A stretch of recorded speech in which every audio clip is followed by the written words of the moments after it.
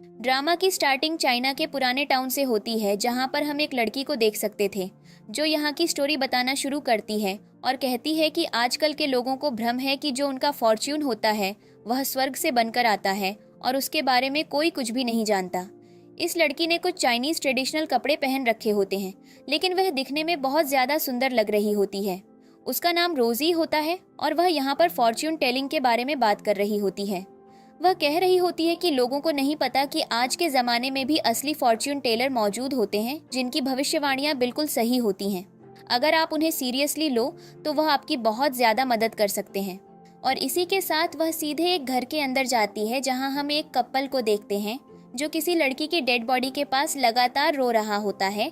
और वहां पर वह लोग कह रहे होते हैं कि उन्हें नहीं पता था कि उनकी जो बेटी है उसे इतना ज़्यादा बोला गया है कि वह सब कुछ छोड़कर चली गई है।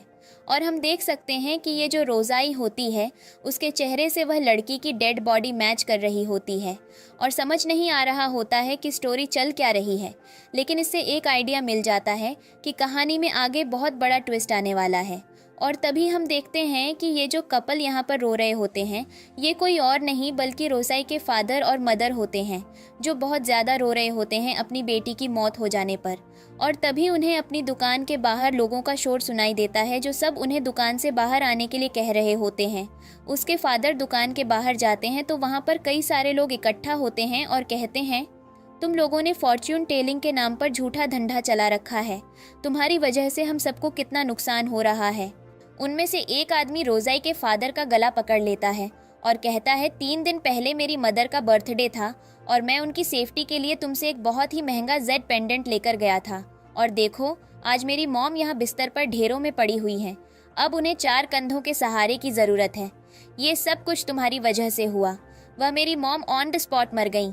जिस पर अब रोज़ाई के फादर को समझ नहीं आता ये सब क्या हो रहा है, क्योंकि वह खुद बहुत बड़े शौक में होते हैं और उन्हें नहीं पता होता कि ये लोग किस चीज़ के बारे में बात कर रहे हैं, क्योंकि उनकी फॉर्च्यून टेलिंग की करियर में उन्होंने कभी भी ऐसी इमेंस चीज़ें नहीं देखी थीं जिनके एलिगेशन उन पर लगाए जा रहे हैं।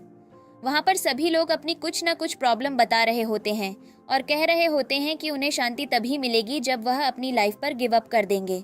और सभी उन्हें वहाँ पर मारने के लिए आए हैं।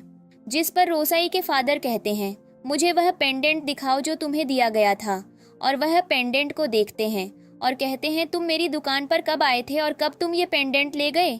ये पेंडेंट मैंने तुम्हें नहीं दिया है। तभी वहाँ पर एक और आदमी आ जाता है और कहता है, इस आदमी के चक्कर में मेरे फादर का पूरा फॉर्च्यून बर्बाद हो गया। अब वह इतने ज़्यादा नशे के एडिक्ट हो गए हैं कि वह हम में से किसी से बात भी नहीं करना चाहते। ये सब कुछ इस इंसान की वजह से हुआ। मैं ऐसे नहीं छोड़ूंगा। और वह दूर से कुल्हाड़ी उसके ऊपर फेंक कर मारता है। और यहाँ पर हम देखते हैं कि रोज़ाई की मदर और उसके फादर को यहाँ पर अपनी मौत नज़र आ जाती है। लेकिन तभी वहाँ पर रोज़ाई बीच में आ जाती है और वह यहाँ पर मैजिक से बीच में आ प्रकट होती है। उसके फादर उसे देखकर हैरान होते हैं और कह रहे होते हैं, तुम जिंदा हो और मैं यकीन नहीं कर पा रहा हूँ कि मैं तुम्हें देख पा रहा हूँ। उसकी मॉम बहुत ज़्यादा इमोशनल होकर यह बातें बोल रही होती हैं और उसके फादर कह रहे होते हैं, तुम्हें कुछ लगा तो नहीं?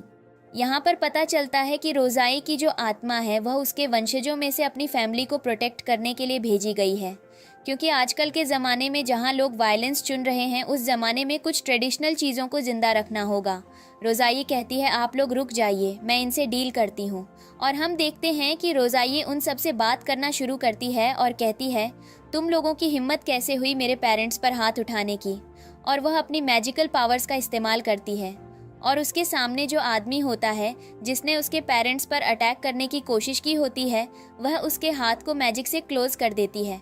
और इस मोमेंट पर वह हमें ब्रह्मास्त्र की मौनी रॉय से कम नहीं लग रही होती है और उसका एटीट्यूड भी उसी विच की तरह नज़र आ रहा होता है। और यहाँ पर वह सबसे कहती है कि जो फॉर्च्यून टेलिंग है वह एक आर्ट है, वह हर किसी इंसान को नहीं मिलती है। तुम्हें सच्चाई पर यकीन करना होगा। जो सच है वह सच है। जिस पर वह आदमी कहता है, पर सच्चाई यह नहीं है कि मेरी मॉम इतनी जल्दी इस दुनिया को छोड़कर चली गई। क्या तुम इसे मानोगी? रोसी कहती है, मैं तुम्हारी मॉम को जिंदा कर सकती हूँ। और वह उसकी मदर के पास जाकर उनकी डेड बॉडी के ऊपर अपना मैजिक यूज़ करने लगती है। तभी उसका लड़का उसके पास आता है और वह कहता है, अपना काला जादू मेरी मॉम से दूर रखो। जिस पर रोजी उसे अपने मैजिक से पीछे धकेल देती है और कहती है, मेरे करीब भी मत आना। मैं तुम्हारी मॉम को वापस इस दुनिया में लेकर आ रही हूँ, मुझे मेरा काम करने दो। और वह अपना मैजिक का काम खत्म करके साइड पर निकल आती है और थोड़ी देर में उसे लड़के से कहती है, तुम्हारी मॉम को होश आ जाएगा, पर उसके बाद जो सॉल्यूशन मैं दूंगी तुम्हें उसे फॉलो करना पड़ेगा, वरना तुम्हारे साथ बहुत कुछ गलत हो जाएगा। और उसकी मॉम का हाथ हिलना शुरू हो जाता है। सभी लोग हैरान हो जाते हैं और कह रहे होते हैं कि हमें यकीन नहीं हो रहा कि इस लड़की ने अपने मैजिक से एक मरी हुई बुजुर्ग औरत को जिंदा कर दिया। अब रोजी उस आदमी से कहती है, तुम्हारी मॉम दिन रात घर को चलाने के लिए दूसरों के घरों में काम करती है और यह उनके शरीर में कमजोरी होने की वजह से हुआ। और अगर अब तुमने उनका ध्यान नहीं रखा तो शायद यह तुम्हारे आखिरी पल होंगे जहां पर हम तुम्हें बचा सकते हैं। जिस पर वह आदमी बात समझ जाता है और कहता है वह अपनी मॉम को यह सब कुछ नहीं करने देगा और वह उनका बहुत अच्छे से ध्यान रखेगा। फिर रोजी कहती है, अब मुझे आराम की बहुत ज़रूरत है। उसके बाद वह कहती है, अब किसको क्या प्रॉब्लम थी। तभी हम देखते हैं कि वहाँ पर एक इंसान आता है और वह कहता है कि तुम्हारे पेरेंट्स की रेमेडी की वजह से मेरे फादर जुए में एडिक्ट हो गए हैं और उन्होंने सब कुछ बर्बाद करवा दिया है। जिस पर रोजी कहती है, इसमें मेरे पेरेंट्स की रेमेडी का कोई रोल नहीं है, इसमें तुम्हारे फादर की पर्सनल चॉइस है, उन्होंने ये डिसाइड किया है, इसमें हमें ब्लेम करना बंद करो। जिस पर वहाँ खड़े लोग कहने लगते हैं कि यह सब कुछ फेक है, तुम कुछ भी नहीं कर सकती हो। रोशनी कहती है, मुझे अपनी स्किल्स को दिखाने के लिए तुम्हारे सबके सामने 50 चीज़ों के प्रूफ नहीं लाने होंगे। और हम देखते हैं तभी वहाँ पर एक लड़की आती है और वह कहती है, क्या तुम सच में फॉर्च्यून टेलिंग का काम करती हो। और उस लड़की को देखकर लग रहा होता है कि उसकी लाइफ में कितनी ज़्यादा सैडनेस है, क्योंकि उसके चेहरे की हालत बहुत ज़्यादा बिगड़ी हुई होती है और वह रोज़ाई को अपनी लाइफ के लिए एक नई उम्मीद मानकर आई होती है। और वह रोज़ी से कहती है, मैं आपसे मदद लेने आई हूँ। रोज़ी कहती है, मुझे बताओ मैं तुम्हारी क्या मदद कर सकती हूँ। जिस पर वह कहती है, तुम्हें कोई पैसे तो नहीं चाहिए ना। रोसी कहती है, नहीं, तो मुझे बताओ। जिस पर वह लड़की कहती है, दरअसल मैं ये जानने आई हूँ कि मेरी मॉम इस दुनिया से कब जाएंगी। सभी लोग यह बात सुनकर हैरान होते हैं और कहते हैं, आज से पहले उन्होंने इतनी सेल्फिश डॉटर नहीं देखी जो यहाँ पर अपनी मदर की डेथ की प्रेडिक्शन करवाने आई है। कैसा ज़माना आ गया है, लोग किसी को अच्छे से रहते हुए देखना ही नहीं चाहते। पर उन्हें किसी को रियल रीज़न नहीं पता होता कि वह मासूम सी बच्ची जिसने अभी सही से दुनिया भी नहीं देखी है, वह यह सब कैसे जानती है। और सभी लोग अपना अपना ओपिनियन देने लगते हैं। कोई तो कह रहा होता है कि मुझे लगता है कि इसकी मॉम बीमार है इसलिए शायद ये ऐसे कर रही है। और कोई कह रहा होता है, हो सकता है कि मुझे लगता है कि ये जो लड़की है इसका दिमाग खराब हो गया है। जिस पर रोज़ाई उनमें से किसी के भी जजमेंट को नहीं सुन रही होती है और वह डेडिकेटेड होकर उस लड़की से कहती है, तुम मुझे अपनी मदर की डेट ऑफ बर्थ बताओ।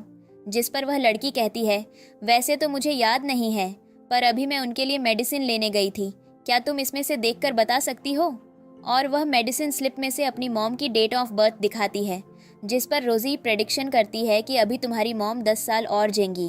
जिस पर वह सोचती है कि मीन्स कि अभी मेरी मॉम 40 ईयर्स की है और अब उनकी ज़िंदगी 10 साल और है और मुझे उन्हें 10 साल और झेलना पड़ेगा।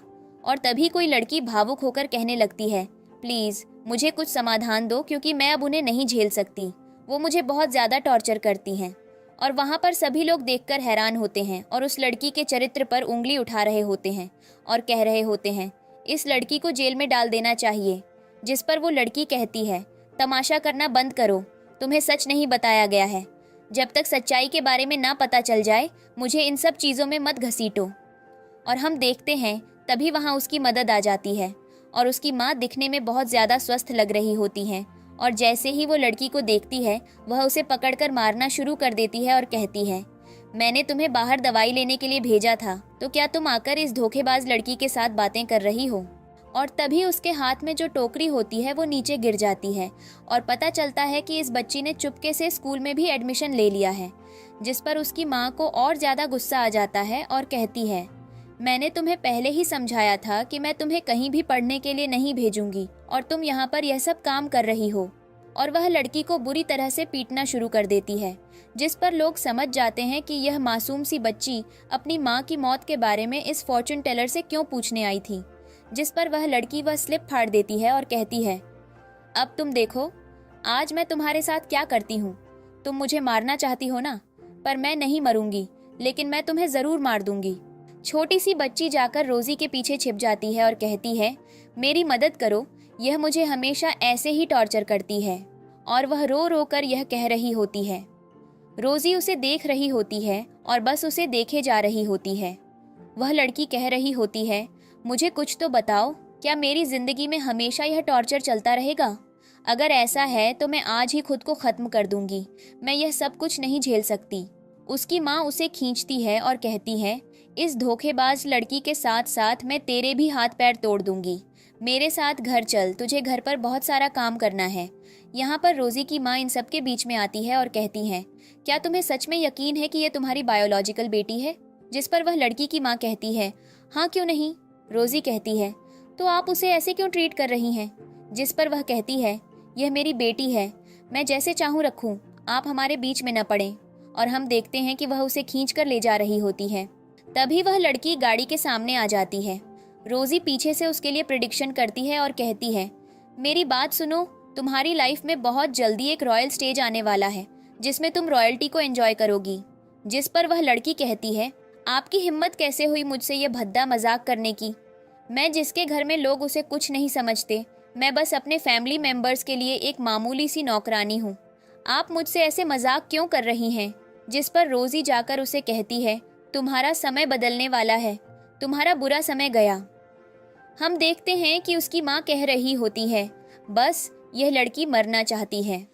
तभी गाड़ी के अंदर से निकल कर आता है हमारी कहानी का मेन लीड, जिसका नाम हाओयू होता है और उसके साथ उसकी फैमिली भी होती है।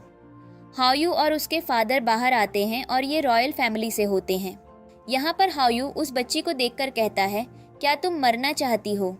और इधर रोजी को हाओयू को देखकर अपनी पास्ट लाइफ के कुछ मोमेंट्स याद आते हैं, जहाँ पर रोजी बारिश में खड़ी होती है और हाओयू उसके लिए अम्ब्रेला लेकर आया होता है और यही इनकी फर्स्ट मीटिंग होती है। वहाँ खड़े लोग हाओयू को देखकर हैरान होते हैं और कह रहे होते हैं, सिटी का कमांडर यहाँ क्या कर रहा है? आखिर उसे ऐसी क्या ज़रूरत पड़ गई जो अपना रॉयल स्टेटस छोड़कर हम सबसे मिलने आया है?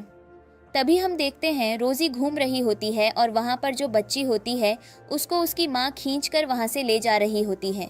और हाओयू की फैमिली रोजी के सामने आती है और कहती है, पता नहीं यहाँ पर यह धोखा कब तक चलता रहेगा। आजकल सिटी में फ्रॉड लोग बहुत आ गए हैं। रोजी को पता होता है कि वे सब किस चीज़ की तलाश में आए हैं।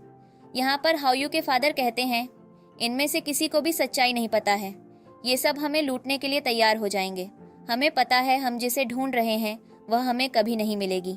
और वे हाओयू की मॉम से कहते हैं, हमें घर वापस चलना चाहिए, तुम भी यह बात एक्सेप्ट कर लो। जिस पर रोजी उन्हें रोकती है और कहती है, मेरी बात सुनिए, आप अपनी बेटी को ढूंढने के लिए आए हैं, वह यहाँ पर है और उसे एक बहुत ही बुरी लेडी ने अपने पास रखा हुआ है जो उसे दिन रात नौकरों की तरह टॉर्चर करती है। जिस पर हाओयू के फादर कहते हैं, ये तमाशा करना बंद करो, तुम ये सब कुछ पैसों के लिए कर रही हो ना? रोजी कहती है, नहीं। जिस पर वे कहते हैं, अगर ऐसी बात है तो तुम्हें हमारी बेटी के बारे में और क्या पता है? रोजी कहती है, बहुत कुछ। मुझे पता है जिस दिन वह पैदा हुई थी उसकी बॉडी पर एक बटरफ्लाई मार्क था और उसकी बर्थ डेट भी यह थी। जिसे सुनकर सभी लोग शॉक्ड होते हैं और सबको यकीन होने लगता है कि रोजी जो बोल रही है वह सच है और कह रहे होते हैं, कैसे इस लड़की को ये सब पता? और यहाँ पर हम देखते हैं कि सभी ऑडियंस कहने लगती है, ये लड़की ट्रिक्स खेल रही है और ये यहाँ पर ऐसे ही लोगों को बेवकूफ़ बनाकर अपना घर चला रही है। रोजी कहती है, बकवास बंद रखो, अभी मैंने तुम्हें 2-3 चीज़ों का प्रूफ दिखा दिया है, पर तुम्हारे सबके मन साफ नहीं हैं। तुम्हारे मन के अंदर चोर पल रहा है, इसीलिए तुम मुझे उस चोर के साथ कंपेयर कर रहे हो। अपने अंदर के चोर को शांत रखो और मुझे मेरा काम करने दो। और हम देखते हैं तभी वहाँ पर एक आदमी जो बहुत ज़्यादा बोल रहा होता है। रोजी कहती है, तुम्हारा फॉर्चून तो बहुत ज़्यादा बुरा है। तुम्हारी वाइफ ने तुम्हारे ऊपर चीट किया और कुछ समय बाद वह तुम्हें छोड़कर भाग गई ये बोलकर कि उसे कोई CBR बीमारी है, जबकि वह इस सिटी के एक रिच इंसान के साथ शादी करके तुम्हारे बेटे को लेकर एंजॉय कर रही है। जिस पर वह लड़का शॉक्ड होता है और तभी वहाँ पर उसकी वाइफ अपने लवर के साथ आ जाती है और यहाँ पर सबके सामने प्रूफ हो जाता है कि रोजी जो कह रही है वह कोई खेल या मजाक नहीं है, वह एक तरह की सच्चाई है। अब हम देखते हैं कि हाओयू की फैमिली रोजी से कहना शुरू करती है, प्लीज़ हमारी मदद करो, हम बहुत टाइम से अपनी बेटी को ढूंढ रहे हैं। और यहाँ पर हाओयू बोलता है, चलो ये सब कुछ कम हो रहा है। रोजी कहती है, मैंने आधी सच्चाई बता दी है, बाकी मैं तुम्हें उसका एड्रेस दे दूंगी, तुम जाकर उस लड़की से मिल लेना। और हम देखते हैं कि इधर उस मासूम सी बच्ची को जिसे उसकी माँ टॉर्चर कर रही होती है और वह यहाँ पर कपड़े धो रही होती है और उसे रोजी के माध्यम से पता चला होता है कि वह जिस फैमिली के साथ रह रही है वे लोग उसके रियल पेरेंट्स नहीं हैं। उसकी बायोलॉजिकल फैमिली कोई और है। उसकी स्टेप मॉम उसके पास आती है और वह लड़की उससे सवाल करती है, मुझे बताओ मेरे रियल पेरेंट्स कहाँ पर हैं? जिस पर उसकी स्टेप मॉम कहती है, शायद उस धोखेबाज लड़की की बातों में आकर तुम्हारा दिमाग खराब हो गया है, तुम्हें इलाज की ज़रूरत है। और वह उसे मारना शुरू करती है। जिस पर वह मासूम बच्ची कहती है, अगर तुमने मुझे सच्चाई नहीं बताई तो मैं तुम्हें मार दूंगी। और उसके बाद वह वहाँ पर रखी कैंची को उठा लेती है और कहती है, मुझे बताओ सच्चाई क्या है? जिस पर उसकी माँ कहती है, ऐसे मत करो, यह बात सच है कि तुम हमारी रियल डॉटर नहीं हो, क्योंकि तुम हमें स्ट्रीट साइड पर मिली थी। हम तुम्हें घर लेकर आए और हमने तुम्हें पाल पोस कर बड़ा किया। और वह यहाँ पर उस लड़की को अपनी मीठी मीठी बातों में ला रही होती है और तभी हम देखते हैं कि पीछे से किसी की एंट्री होती है जो उस लड़की के हाथ से चाकू छीन लेता है। पर वह इंसान नहीं दिखाया जाता है कि आखिर वह इंसान कौन होता है। और उसके बाद सीन चेंज होता है। इधर सभी लोग बैठकर हाओयू की फैमिली से कह रहे होते हैं, इसकी बातों में मत आओ, यह एक नंबर की धोखेबाज है, इसे कुछ भी सच्चाई नहीं पता।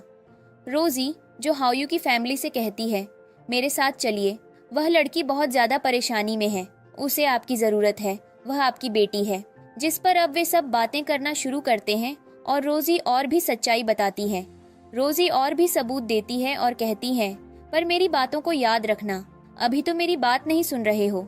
शायद समय ऐसा आ जाए कि तुम्हें पछताना पड़े कि तुम्हें अपनी बेटी के पास वापस चले जाना चाहिए था। यहाँ पर हाओयू के पिता कहते हैं, अगर यह सच होता तो मैं तुम्हें बहुत सारे पैसे देता। जिस पर रोजी कहती है, मुझे पैसे नहीं चाहिए, पर आप उस मासूम सी बच्ची की जान बचा लीजिए। चलिए हम उसे देखते हैं। अब हम उस मासूम सी बच्ची को देखते हैं जहां उसका स्टेप फादर वहां पर आ गया होता है और अपनी पत्नी से कह रहा होता है, बेवकूफ़ लड़की के हाथ में यह कैंची कहाँ से आई और यह कर क्या रही है? जिस पर उसकी स्टेप मॉम कहती है, इसे सच्चाई पता चल चुकी है कि यह हमारी असली बेटी नहीं है और यह हमें मारना चाहती है। जिस पर उसका स्टेप फादर उसे मारना शुरू कर देता है और कहता है, मैंने आज से पहले इतनी एहसान फरामोश लड़की नहीं देखी, जिसे हमने कितना ज़्यादा खिलाया पहनाया और अब यह हमें ही मारने चली है। जिस पर उसकी स्टेप मॉम कहती है, मैं इसे पकड़ रही हूँ, तुम इस डंडे को लेकर तोड़ दो और इसे ले जाकर किसी अमीर इंसान को बेच देना, हमें बहुत सारे पैसे मिल जाएंगे और उस इंसान का भी काम हो जाएगा। यहाँ पर वह स्टेप फादर उस बच्ची को मारने जा रहा होता है और उसने लगभग उसके ऊपर अटैक करने की स्थिति बना ली होती है, लेकिन तभी अचानक से उन्हें उनके घर में बहुत सारे गार्ड्स के आने की आवाज़ सुनाई देती है, जिन्हें देखकर वे घबरा जाते हैं और उन्हें समझ नहीं आता क्या करें। और तभी हम देखते हैं कि वे सीधे घर के अंदर आते हैं और वहाँ पर सिर्फ उस बच्ची की स्टेप मॉम खड़ी होती है। उसका स्टेप फादर और वह बच्ची गायब होते हैं। यहाँ पर सब लोग आकर पूछते हैं, तुम्हारी बेटी कहाँ है? जिस पर वह औरत झूठ बोलती है, मेरी कोई बेटी नहीं है, मेरे पास एक बेटा है और वह सिटी से बाहर रहता है, वह जॉब करता है इसलिए। जिस पर सभी को यकीन हो जाता है कि रोजी ने उनसे झूठ बोला। रोजी कहती है, यह झूठ बोल रही है, मुझे पता है तुम्हारी बेटी कहाँ है, इसका हस्बैंड उसे कहीं ले गया है और इससे पूछो, अगर यह कपड़े धो रही थी तो इसके हाथ गीले क्यों नहीं हैं और घर से इतनी बुरी बदबू क्यों आ रही है। जिस पर हाओयू कहता है, अगर मेरी बहन को कुछ भी हुआ तो मैं इस लड़की को जिंदा दफना दूंगा।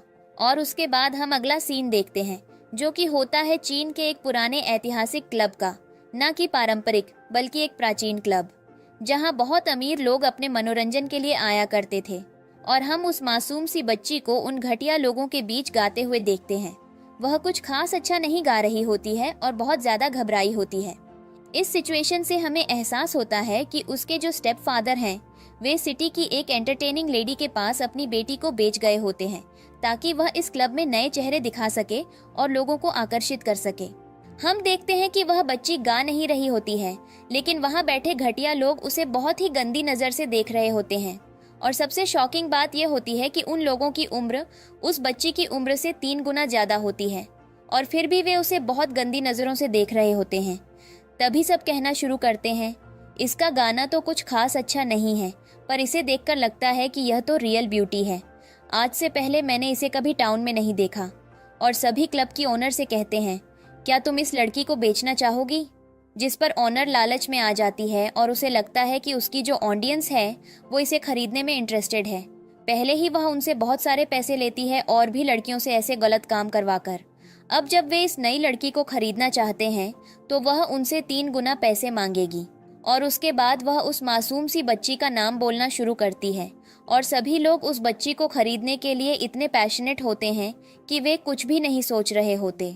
और यहाँ पर जो लोग जिनका एक पैर कब्र में होता है वे बस उस लड़की को ललचाई हुई नजरों से देख रहे होते हैं और उनमें से एक आदमी बहुत सारे पैसे देकर उस लड़की को खरीद लेता है और वह आकर अजीब तरीके से उसे छूने लगता है, जिस पर वह लड़की उसके सामने गिड़गिड़ाने लगती है और कहती है, मुझे माफ कर दो, मैं आपके सारे पैसे वापस कर दूंगी, लेकिन प्लीज मुझे यहाँ से जाने दो। मेरे स्टेप फादर मुझे यहाँ बेच गए हैं, पर मैं यह सब होते हुए नहीं देख सकती हूँ। जिस पर वह आदमी कहता है, मैंने यह जो पैसे दिए हैं इस औरत को वो इसलिए नहीं दिए कि मैं तुम्हें वापस छोड़ दूं। मैं पहले तुम्हें इस्तेमाल करूंगा, उसके बाद छोड़ूंगा। और वह गंदी गंदी बातें करना भी शुरू कर देता है और वह सबके सामने उसकी इज्जत पर हाथ डालना शुरू कर देता है। और यहाँ पर वह बच्ची होती है, वह सबके सामने चिल्ला रही होती है, प्लीज़ मुझे बचा लो, आके कोई तो मुझे बचा लो। लेकिन सभी लोग यह तमाशा हंसी मजाक में देख रहे होते हैं और यहाँ पर वह लड़की सोच रही होती है, मुझे नहीं पता मेरे बायोलॉजिकल पेरेंट्स कहाँ हैं, पर जब भी उन्हें पता चलेगा कि मैंने इतना सब कुछ टॉलरेंस किया है, क्या वे मुझे एक्सेप्ट कर पाएंगे। लेकिन तभी वहाँ पर सिटी का कमांडर हाओयू आ जाता है और वह आकर हर एक नशेड़ी इंसान को अपनी गिरफ्त में ले लेता है और वह अपनी बहन से उस बुजुर्ग आदमी को दूर होने के लिए कहता है। और यहाँ पर हमें कहानी के 2 सीन एक साथ चलते हुए दिखाई देते हैं। पहले हम हाओयू की बायोलॉजिकल सिस्टर वाला सीन एक्सप्लेन करते हैं, उसके बाद हम इस कहानी का सेकंड पार्ट देखेंगे। तो हम देखते हैं कि हाओयू वहाँ पर आकर सबके ऊपर अटैक करना शुरू कर देता है और अपनी बहन को प्रोटेक्ट कर लेता है। उसकी माँ आकर अपनी बेटी को गले से लगाती है और कहती है, मैंने तुम्हें कितना ढूंढा और आज तुम्हें यहाँ इस हालत में देखकर मुझे खुद पर शर्म आ रही है कि मेरी गलती की वजह से घर की नौकरानी तुम्हें मुझसे दूर करके ले गई और अब तुम्हारे साथ ये सब कुछ हुआ। और यहाँ पर उसके पिता आकर अभी भी रोजी की बातों पर यकीन नहीं कर रहे होते हैं और वह अपनी बेटी के कंधे पर चेक करते हैं और जब तक वे वहाँ पर एक बटरफ्लाई बर्थमार्क नहीं देख लेते उन्हें यकीन नहीं होता कि जो सामने मासूम सी बच्ची खड़ी है वह उनकी खुद की बेटी है। और जब वे यह सब देख लेते हैं तो वह आग बबूला हो जाते हैं कि किसी ने उनके घर की इज्जत पर हाथ डालने की कोशिश की है और वे अपने बेटे को ऑर्डर देते हैं, मेरे सारे कमांडर्स को ऑर्डर दिया जाए, यहाँ जो भी इंसान बैठा हुआ है जिसने आज से पहले ऐसी ही मासूम लड़कियों को गलत तरीके से छुआ है उनके सीने में एक एक बार खंजर ठोका जाए। और यहाँ पर जो हाओयू होता है वह बहुत ज़्यादा इमोशनल होता है और रोजी दूर पर बैठकर यह फैमिली मीटअप देख रही होती है। तभी हाओयू के फादर उसके पास आते हैं और कहते हैं, थैंक यू, तुमने हमारी इतनी मदद की और तुम्हारी वजह से आज मेरी बेटी मेरे पास है, तो मैं इसके कितने पैसे दूं? रोजी कहती है, आज के दिन सब फ्री है, मुझे अच्छा लगा कि ये लड़की प्रोटेक्टेड फील कर रही है। और वह वहाँ से हाओयू के सामने गुजरकर जाने लगती है। हाओयू जो उसे देखकर कह रहा होता है, किसको देखकर ऐसा क्यों लगता है कि किसके साथ बहुत पुरानी यादें जुड़ी हुई हैं और वह यादें क्या हैं वह मैं समझ नहीं पा रहा हूँ, पर यह बहुत ही जानी अनजानी लगती है। जिस पर रोजी उसके साइड से गुजरती है। हाओयू उसे रोकता है और कहता है, क्या मैं तुमसे 2 मिनट बात कर सकता हूँ? जिस पर रोजाई कहती है, मुझे पता है तुम थैंक यू बोलोगे पर इसकी ज़रूरत नहीं है, हम फिर कभी भी मिलेंगे, शायद तुम्हें मेरी फ्यूचर में ज़रूरत पड़े। और इसी के बाद अब कहानी का दूसरा पार्ट स्टार्ट होता है, जो मैंने आपको पहले बताया था कि ये कहानी 2 पार्ट्स में चल रही है। अगले पार्ट में हम देखते हैं कि हाओयू रोसी को उसके घर छोड़ने जाता है, तभी उसके पास एक आदमी गिड़गिड़ाता हुआ आता है और उसके पैरों पर गिर जाता है और कहता है, मुझसे एक बहुत बड़ी गलती हो गई है सिटी के कमांडर, अब आप मेरी मदद कर सकते हैं। दरअसल मैं कसीनो में पैसे लगाने गया था और मैं वहाँ पैसे हार गया हूँ और उन लोगों ने मेरे साथ यह कंडीशन रखी थी कि अगर मैं हार गया तो वह मेरे बच्चे और मेरी बीवी को मार देंगे और अगर मैं जीत जाता हूँ तो वह मुझे ट्रिपल मनी देंगे। और पैसों के लालच में आकर मैंने अपनी बीवी बच्चों को दांव पर लगा दिया और अब मैं हार चुका हूँ, अब आप मेरी मदद कर सकते हैं। जिस पर हाओयू उसकी तरफ देखता है और रोसी अपनी दुकान के अंदर यह सब देख रही होती है। हाओयू कहता है, ठीक है, मैं तुम्हारे साथ चलूंगा, तुम्हारी मदद करूंगा और तुम्हारे बदले में उनको हराऊंगा। तुम्हारी वाइफ और तुम्हारे बच्चों को भी मैं सेव कर लूंगा। रोसिए ये देखकर एक स्माइल पास करती है, क्योंकि उसे समझ आ जाता है कि हाउ यू जो बोल रहा है वह चीज़ पॉसिबल है।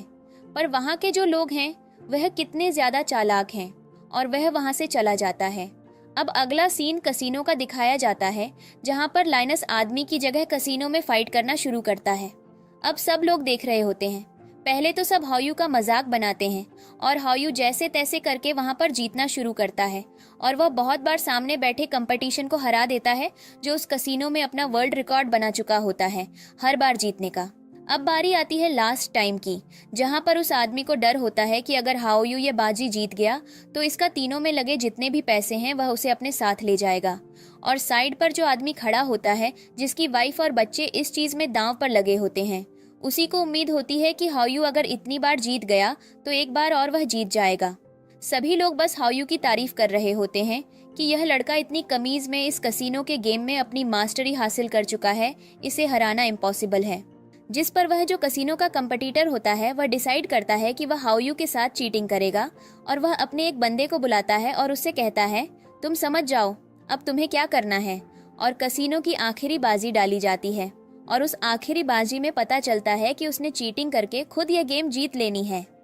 हाउ यू जो इतना शॉक्ड होता है और वह सोच रहा होता है आखिर ये ऐसे कैसे हो सकता है, और हम देखते हैं कि वह आदमी तो रोना शुरू कर देता है, क्योंकि उसका कंपटीटर बार बार कह रहा होता है कि मैं अब इस आदमी की वाइफ और उसके बच्चों को मार दूंगा।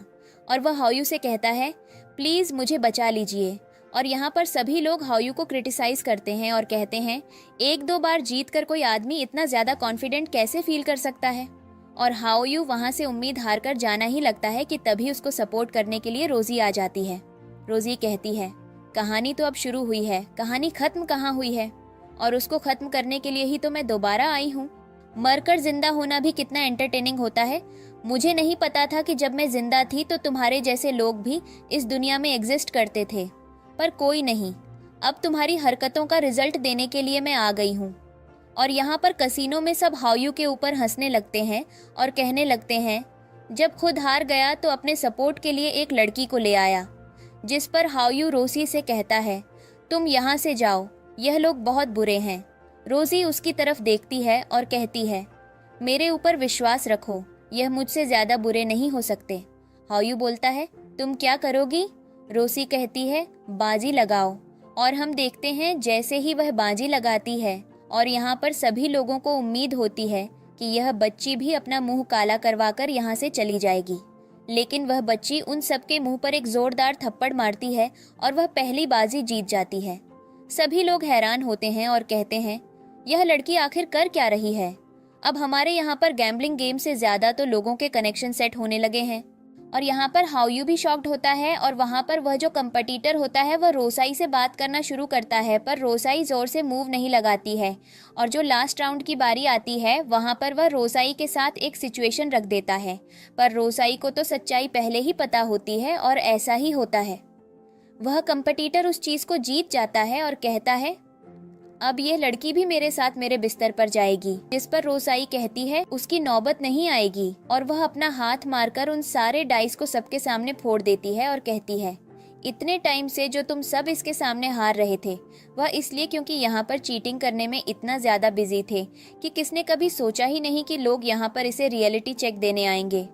और सभी लोग हैरान होते हैं, और वह लोग कह रहे होते हैं, ये लड़की ऐसा कैसे कर सकती है। और यहाँ पर हम देखते हैं कि हाउ यू अभी भी उसे बोल रहा होता है कि माहौल बिगड़ रहा है, तुम पहले यहाँ से जाओ। रोसी उसकी बात को सुनकर अपनी 5 लाइफ का एक सीनियर करने लगती है, जहाँ पर कुछ अटैक वगैरह हो रहा होता है। और हाउ यू उसे बोल रहा होता है, तुम मत जाओ, मैं सब कुछ संभाल लूँगा। रोजी अभी भी उसे देख रही होती है और कहती है, आज मैं नहीं जाऊँगी, और मैं इन गैम्बलर्स को याद दिला दूँगी कि सच और सच्चाई के साथ इंसान कहाँ तक जीत सकता है। और इसी के साथ हम देखते हैं कि वह जीत जाती है। और बाहर होता है हाउ यू का एक और फ्रेंड, जिससे वह बात कर रही होती है, जो रोजी को देखकर बहुत ज़्यादा इम्प्रेस होता है और कहता है, टाउन में नहीं आई हो। पर रोजी कहती है, जो मुझे लोग पहले से जानते हैं वह मुझे भुला चुके हैं, तो हो सकता है सबके लिए मैं यहाँ पर नहीं आई हूँ। और अगला सीन दिखाया जाता है जहाँ पर रोसाई अपनी फॉर्च्यून टेलिंग की प्रैक्टिस कर रही होती है। तभी हाओयू उसके पास आता है और कहता है, मुझे टाइम नहीं मिला कि मैं तुम्हारे पास आकर तुम्हें एक बार थैंक यू बोलूं। जिस पर रोजी कहती है, इतनी ज़रूरी चीज़ों पर जब तुम यह मामूली से शब्द बोलते हो तो मुझे बुरा लगता है। जिस पर हाओयू हंसने लगता है और एंजॉय से कहता है, तो मैं यहाँ किस काम से आया हूँ? हाओयू बोलता है, दरअसल तुमने मेरी कसीनो में इतनी ज़्यादा मदद की थी तो मैं बहुत ज़्यादा शॉक्ड हो गया यह जानकर, क्योंकि तुमने मुझसे वहाँ पर यह बात भी बोली थी कि तुम्हें मेरे पास्ट के बारे में बहुत कुछ पता है। तो मैं चाहता हूँ कि मैं भी अपनी एस्ट्रोलॉजिकल स्किल्स के ऊपर थोड़ा काम करूँ और इसलिए मैं तुम्हारी शॉप पर काम ढूंढते ढूंढते आया हूँ। रोजी हंसने लगती है और कहने लगती है, इतनी बड़ी कैबिनेट का कमांडर यहाँ पर एक मामूली सी दुकान पर काम करने के लिए आया है। जिस पर हाओयू बोलता है, सच बात है, मैं तुमसे सीखना चाहता हूँ कि कैसे तुम अपनी एस्ट्रोलॉजिकल स्किल्स को लोगों की भलाई के लिए यूज करती हो। जिस पर रोजी अपने पास्ट लाइफ के मोमेंट्स को याद करने लगती है और कहने लगती है उसे यकीन नहीं हो रहा है कि हाओयू उसके सामने है और वह हाओयू को काम देती है और कहती है, मेरी टेबल पर बहुत ज़्यादा गलती हो गई है, जल्दी से इसको लाकर साफ करो। और वह जो मोमेंट्स याद कर रही होती है वो बहुत अच्छे होते हैं। ऐसा लग रहा होता है कि इनके बीच में बहुत ज़्यादा प्यार होता है। तभी वहाँ पर भागती हुई एक लड़की आती है जिसने एक ब्राइडल ड्रेस पहन रखी होती है और वह कह रही होती है, रोजी आपका नाम है, आप ही हो वो जो लोगों के फ्यूचर और उनकी चीज़ों के बारे में सबकी मदद कर सकती हो। जिस पर रोज़ी बोलती है, हाँ मैं ही हूँ, मुझे बताओ क्या हुआ। जिस पर वह कहती है, दरअसल मेरी बहुत बड़ी प्रॉब्लम है, मेरी अभी शादी होने वाली है और मैं जिससे शादी कर रही हूँ उस इंसान से मैं बचपन से प्यार करती हूँ। उसने मुझे बहुत अच्छे से रखा है, हमारे बीच बहुत कुछ हो भी चुका है। और वह जो लड़का है वह प्रोफेशन से एक वुड क्राफ्ट आर्टिस्ट है, वह लकड़ी का काम करता है, उनसे डॉल्स बनाता है। और उसके बाद उसने मुझे एक डॉल गिफ्ट की। वह जो डॉल थी वह हमारी वेडिंग नाइट के पास में रखी हुई थी और जब मैं सोकर उठी तो मैंने चेक किया कि मेरे पास में कोई सो रहा है, जिसको देखकर मैं डर गई। और जब मैंने उठकर चेक किया तो मेरा हस्बैंड मेरे पास नहीं था। और जब मैं इधर उधर जाकर उसे ढूंढती हूँ तो रूम के अंदर मैंने किसी और लड़की के साथ उसे देखा और मुझे यकीन हो गया है कि यह वही लड़की है जो उस बोर्ड वाली डॉल के अंदर रहती है। मैं कंफ्यूज्ड हूँ, लेकिन उससे पहले मैं इन सारी चीज़ों को श्योरिटी के साथ बोलती, मैंने अपने हस्बैंड से इन सब चीज़ों के बारे में बात की और उसने साफ साफ कंफर्म कर दिया कि उसकी लाइफ में मेरे अलावा कोई और लड़की नहीं है और जिस वुडन ब्राइड के बारे में वह बात कर रहा है वह उसके लिए बनाई है और उसे नहीं फेंक सकता। जिस पर रोज़ाई कहती है, क्या तुम्हारे और भी कोई सीक्रेट्स हैं तो मुझे बताना चाहोगी। जिस पर वह कहती है कि एक दिन मुझे पता चला कि मैं अपने हस्बैंड के साथ कहीं ट्रैवल कर रही हूँ और मेरा हस्बैंड ने हमारी जो कार होती है वह एक श्मशान घाट के सामने रुकवाई होती है और उसके अंदर चला गया होता है। और जब मैंने अपने ड्राइवर से इस चीज़ के बारे में पूछा तो उसने बोला कि बहुत अंदर जा रखे हैं और वह कोई बहुत ही सुनसान जगह का सबसे बड़ा ग्रेवयार्ड लग रहा था। मैं यकीन नहीं कर पा रही हूँ कि मेरा बॉयफ्रेंड काले जादू के चक्कर में पड़ गया है, प्लीज़ आप मेरी मदद करें। जिस पर रोजी कहती है, वैसे मैं एक बिजनेस वूमन हूँ, मैं सारे काम फ्री में नहीं करती हूँ। जिस पर वह लड़की अपने हाथ से एक जादुई ब्रेसलेट निकाल कर देती है और कहती है, अभी मैं बहुत जल्दी में हूँ, मेरे पास पैसे नहीं हैं, पर जैसे ही काम खत्म होगा मैं तुम्हें बहुत सारे पैसे दे दूंगी। अब हम अगला सीन देखते हैं जहाँ पर रोजी लड़की के साथ उसके घर में जाती है और हम देखते हैं कि उस घर को देखते ही रोजी समझ जाती है कि इसके अंदर बहुत सारी ब्लैक एनर्जी पोजेस है। इधर हमें घर के अंदर एक और कपल को दिखाया जाता है जो दरअसल उस लड़की के हस्बैंड के पेरेंट्स होते हैं और वह जैसे ही उस लड़की को देखते हैं उससे कहने लगते हैं, तुम्हारा हस्बैंड किधर है। जिस पर वह बोलती है, मैं उनसे सुबह से नहीं मिली हूँ, मुझे नहीं पता वह कहाँ गए हैं। जिस पर वो लोग कहते हैं, पता नहीं तुम दोनों के बीच में क्या चल रहा है। जिस पर वह कहती है, मुझे आपसे कुछ बात करनी है, मेरे हस्बैंड के ऊपर किसी ने काला जादू कर रखा है और इसलिए मैं इस शहर की सबसे मशहूर एस्ट्रोलॉजर को लेकर आई हूँ जिनके अंदर बहुत ज़्यादा मैजिकल पावर्स हैं, वह हमारी हेल्प कर सकती हैं। जिस पर वह जो लड़के के पिता होते हैं वह यकीन नहीं कर रहे होते और कह रहे होते हैं, तुम इतनी कैजुअली ऐसी बात कैसे बोल सकती हो। जिस पर वह बार बार उस लड़की पर शक करते हैं, लेकिन तभी हाओयू उनके बीच में आता है और उन्हें समझाता है कि जो यह बात बोल रही है वह सच्चाई है, आपको यकीन करना पड़ेगा।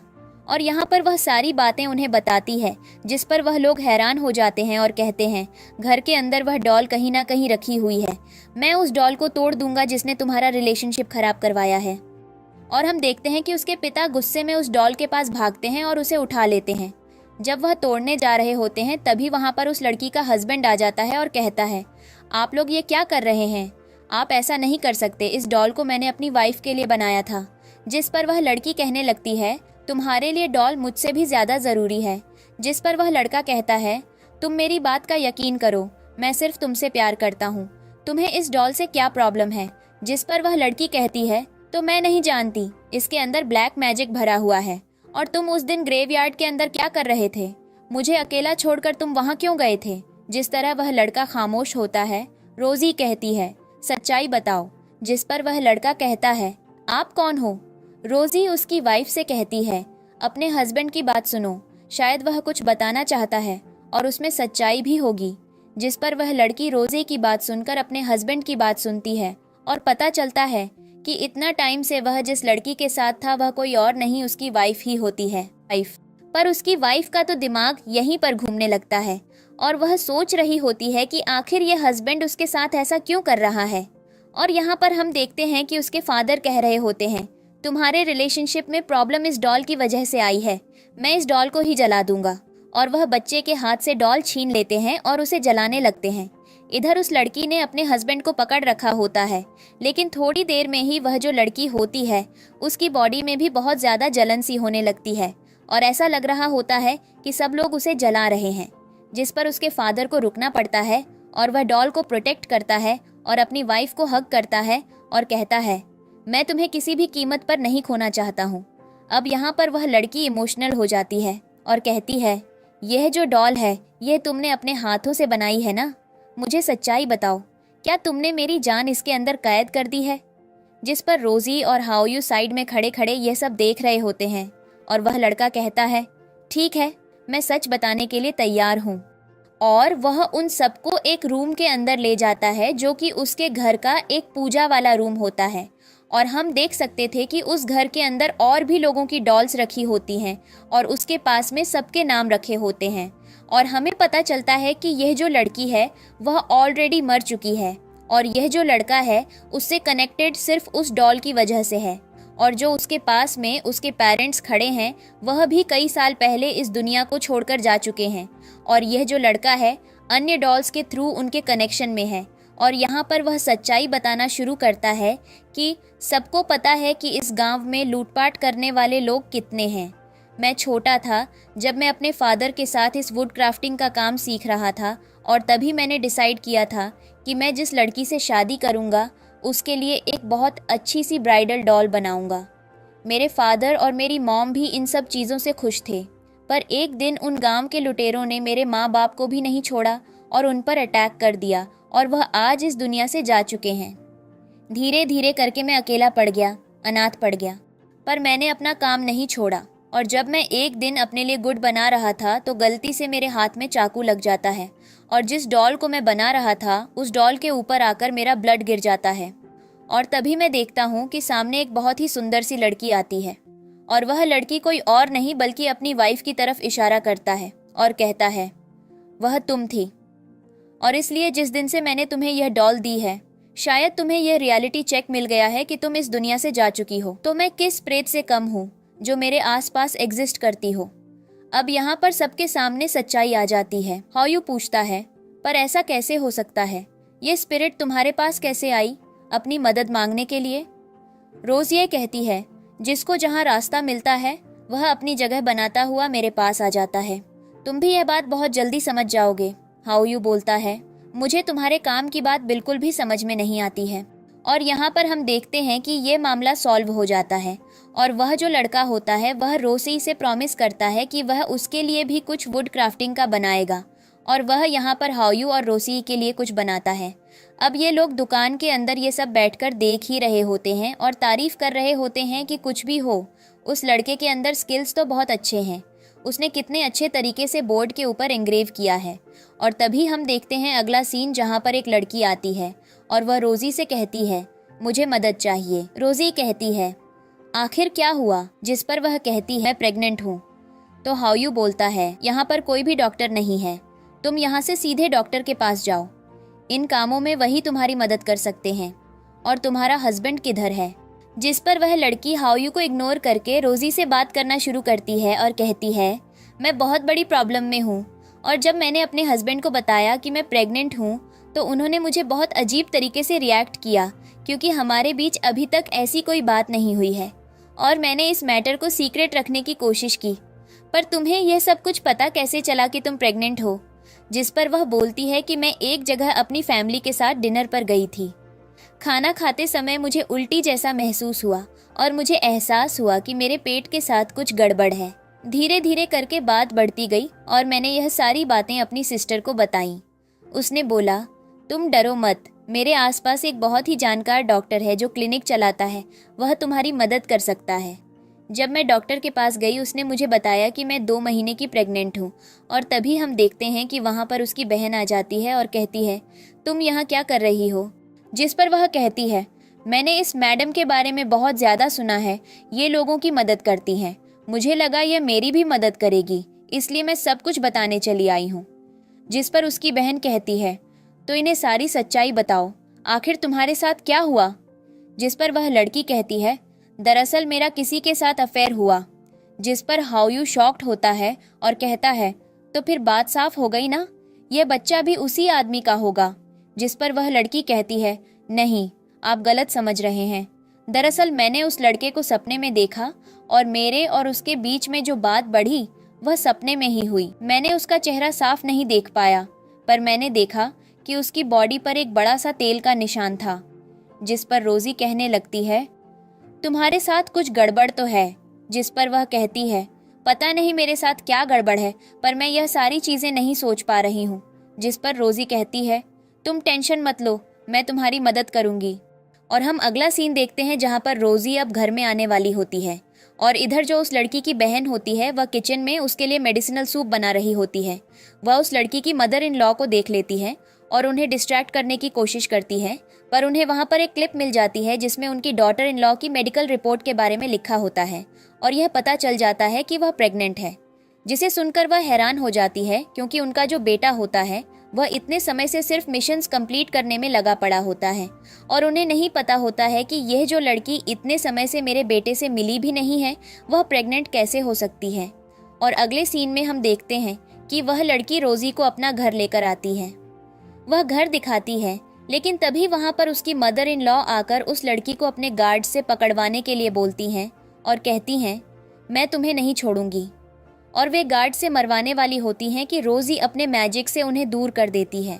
और यहाँ पर वह उसकी मदर इन लॉ से कहती है, आपको पता भी है यहाँ क्या मैटर चल रहा है? जिस पर वह बोलती है, इस लड़की ने हमारे परिवार की इज्जत मिट्टी में मिला दी, पता नहीं कहाँ मुंह काला करके आई है। मेरा बेटा जो बॉर्डर पर बना रहता है और देश की सेवा में लगा रहता है, उसने आज तक इसे हाथ भी नहीं लगाया और यह अचानक से 2 महीने की प्रेग्नेंट निकली है। जिस पर उस लड़की के होश उड़ जाते हैं और उसकी सिस्टर एक्सप्लेनेशन देती है, मुझे माफ करना, मैं किचन में तुम्हारे लिए मेडिसिनल सूप बना रही थी, तभी तुम्हारी मदर इन लॉ आकर यह सब देख गई, मैं कुछ नहीं कर सकती हूँ। जिस पर वह कहती है, मैं तुम्हें ब्लेम नहीं कर रही हूँ, तुमने मेरी बहुत मदद की है, मुझे माफ करना। अब यहाँ पर बात बिगड़ने लगती है। अब रोजी उससे सवाल जवाब न करके उसकी सिस्टर से सवाल करने लगती है और कहती है, तुम बहुत अच्छी बहन हो ना, जो अपनी सिस्टर का इतना ज्यादा ध्यान रख रही हो। जिस पर वह कहती है, हाँ, वह बात सही है, क्योंकि इस दुनिया में मेरी सिस्टर के अलावा कोई है भी नहीं। जिस पर रोजी एकदम से गुस्सा करती है और कहती है, वह नशे वाली बोतल किधर है? जिस पर वह कहती है, यह आप क्या बोल रही हैं? मैंने कुछ भी नहीं किया, आप मेरे ऊपर क्यों एलिगेशन लगा रही हैं? जिस पर रोजी कहती है, तुम सब कुछ टाइम पहले एक बर्थडे पार्टी में गई थी, उस पार्टी में जाकर इस लड़की ने अपना रियल गेम खेला और तुम सबको बेवकूफ़ बना रही है। ये वही लड़की है जिसकी वजह से यह तुम्हारी डॉटर इन लॉ प्रेग्नेंट हुई है। और वह यहाँ पर सबके सामने रिवील कर देती है कि वह अपनी बहन से बहुत ज़्यादा जलती है और इसीलिए सब कुछ हुआ है। लेकिन तब तक वहाँ पर एंट्री होती है उस लड़की के हस्बैंड की और वह उसे देखकर और ज़्यादा घबरा जाती है। और यहाँ पर जो उसकी छोटी बहन होती है वह अपने ब्रदर इन लॉ से कहने लगती है, मेरी सिस्टर ऑलरेडी किसी के साथ अफेयर करके प्रेग्नेंट हो गई है और अब वह इन सारी चीज़ों का ब्लेम मेरे ऊपर डाल रही है। इस पर वह लड़का अपनी वाइफ से क्वेश्चन करने ही वाला होता है कि तभी वह हायू को देख लेता है। हायू मैटर संभालता है और यहाँ पर रोजी सबको सच्चाई बताती है कि यह लड़की किसी और के बच्चे से प्रेग्नेंट नहीं हुई है, यह इस आदमी का ही बच्चा है जिससे शादी की। उसने कभी इसे बुरी तरह से ट्रीट नहीं किया है, वह तुमसे बहुत प्यार करती है। जिस पर वह रोजी की बात समझ जाता है। रोजी यहाँ पर उसकी सिस्टर को पनिशमेंट देती है और कहती है, दोबारा तुम किसी की फैमिली बर्बाद करने की सोचना भी मत। और अब हम अगला सीन देखते हैं कि यह सब वहाँ से चले जाते हैं और यहाँ पर अब रोजी उसे दुलार देती है और कहती है, मुझे इस काम के लिए पैसे देने की कोशिश मत करना, मैं इन सब चीज़ों के लिए पैसे नहीं लेने वाली थी। तुम जिन 2 बच्चों की सोल कैरी कर रही थी, उन बच्चों को मैंने वापस हेवन में भेज दिया है और तुम्हारे खुद के बच्चे बहुत जल्दी होंगे। और उसके बाद दोनों वहाँ से चले जाते हैं। अब यहाँ पर हाओयू और रोजी अकेले खड़े होते हैं और यहाँ पर हम देखते हैं उसकी बहन को, जो अभी भी उनकी लाइफ को डिस्टर्ब करने की कोशिश करती है। लेकिन वह जो आदमी होता है वह अपने गार्ड से बोलता है, इस नमकहराम औरत को मुझसे दूर ले जाओ। और हम देखते हैं अगला सीन जहाँ पर हाओयू और रोजी एक साथ खड़े होते हैं और ये सीन इनकी प्रेजेंट लाइफ का होता है या पास्ट लाइफ का, ये हमें कहानी के आगे में पता चलेगा। हम देखते हैं कि अभी हाओयू रोजी के पास खड़ा होकर उसको क्वेश्चन करता है, क्या तुम्हारा मुझसे कुछ कनेक्शन है? क्या ऐसा लगता है कि हम कभी लवर्स रहे हों? रोजी यह बात सुनकर वह सारे मोमेंट्स याद करने लगती है जो उसने हाओयू के साथ अपनी पास्ट लाइफ में स्पेंड किए हों।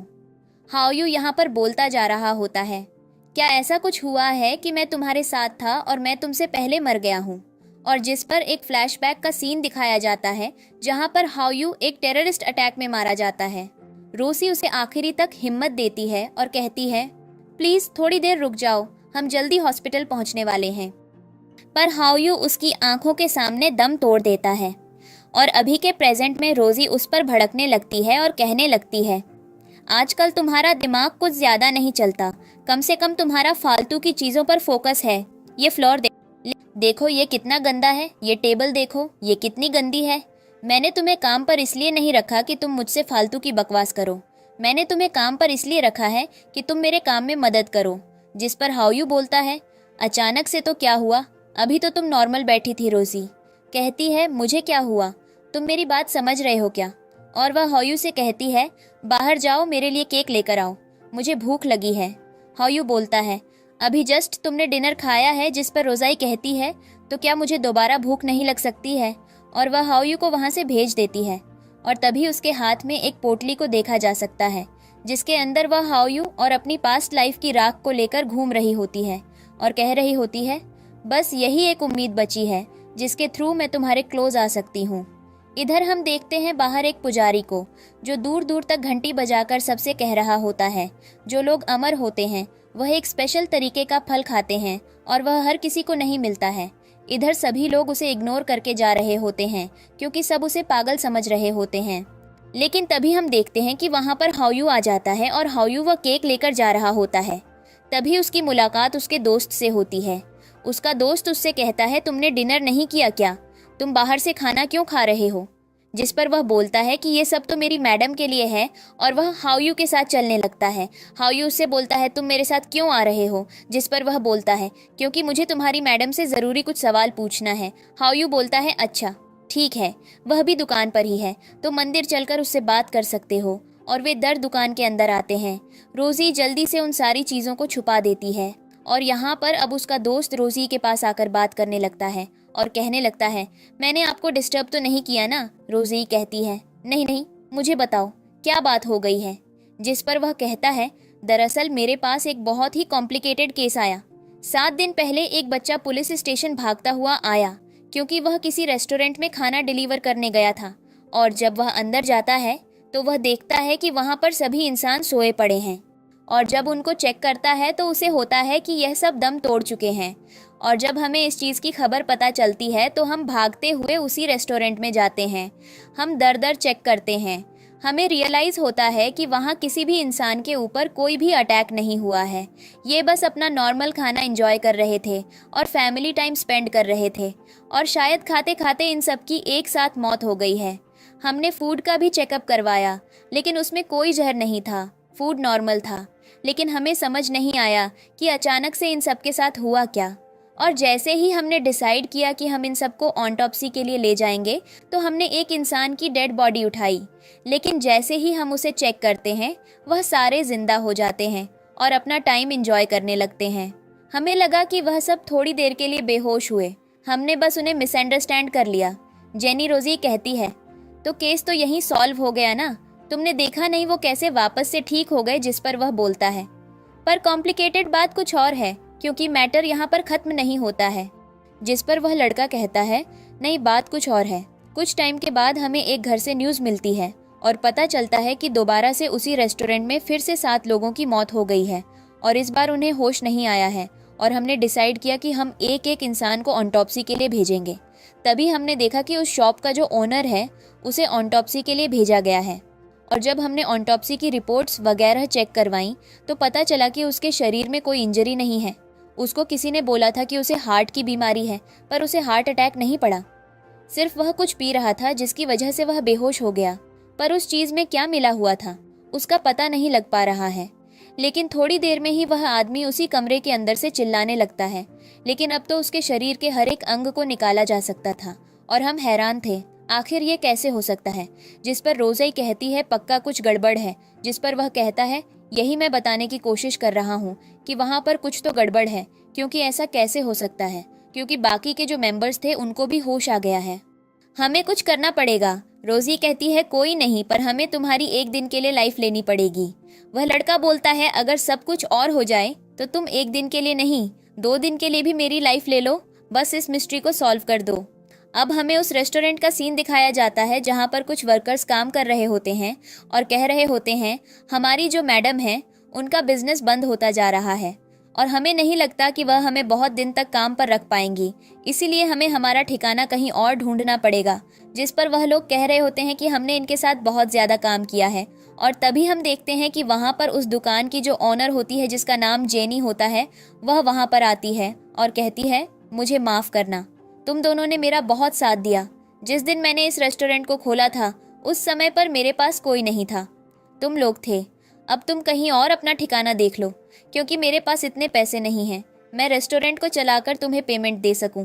तभी हम देखते हैं वहाँ पर उसका बॉयफ्रेंड आता है और उससे कहता है जेनी तुम्हें यह सब करने की ज़रूरत नहीं है, मैं सिटी से अपने कुछ स्पेशल बावर्ची लोगों को लेकर आया हूँ जो तुम्हारी फेवरेट डिशेस बनाएंगे। मुझे पता है इस रेस्टोरेंट को चलाने में तुम्हारे ग्रैंडफादर का कंट्रीब्यूशन था। अब जब वह नहीं रहे हैं तो मैं तुम्हारी मदद कर सकता हूँ और तुम अपने दोस्तों से बोल दो वह कहीं नहीं जाएंगे। जिस पर सभी लोग अपना काम करने लगते हैं।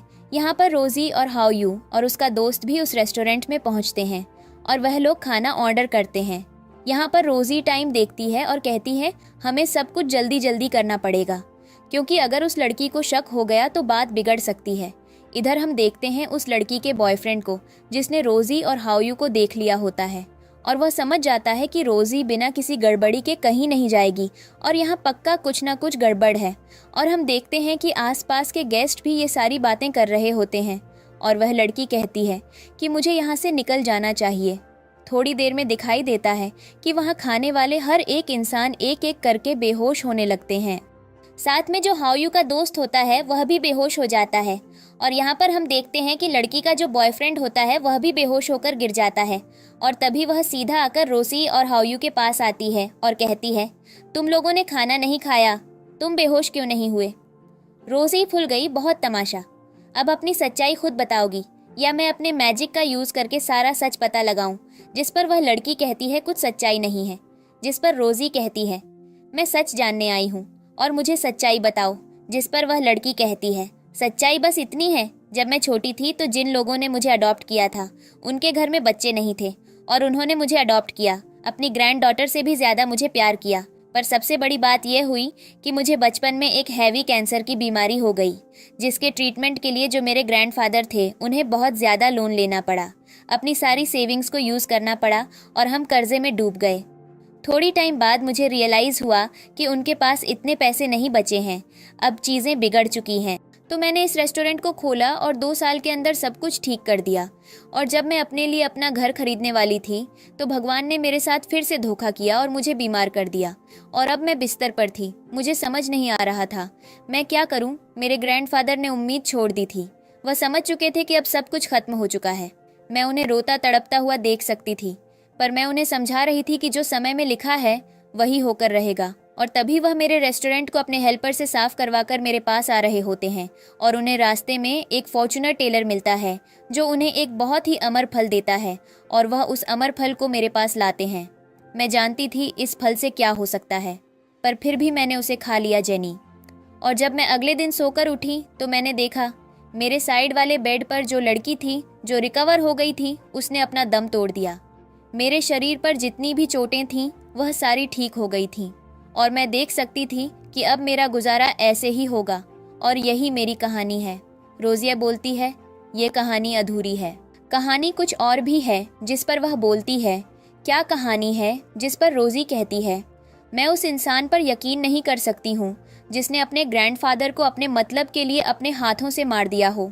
अब यहाँ पर वह लड़की हैरान होती है और वह कहती है, तुम यह क्या बोल रही हो? रोज़ी कहती है, मैं सच बोल रही हूँ, सच।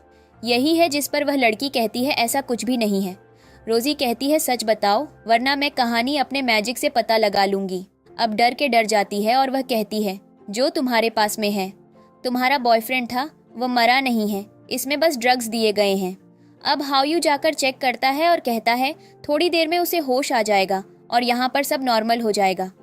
अब वह लड़की घबराने लगती है और कहने लगती है, तुमने ऐसा क्यों किया? रोसाई कहती है, तो इसका मतलब सच्चाई है कि तुम दो लोग इस सारा बिजनेस में पार्टनर थे और तुम्हें सिर्फ अमृता चाहिए थी और हमें बार बार दरवाजे का रूप दिखाया जाता है जहाँ पर एक लड़की आती है और वह कहती है, क्या हुआ, तुमने लोगों को मार दिया, मैं मन के बैग से पैसे चुरा लेती हूँ। जिस पर रोज़ी को देखकर वह हैरान होती है और कहती है, तुमने इन्हें दोनों को बोल मेडिसिन क्यों नहीं दी?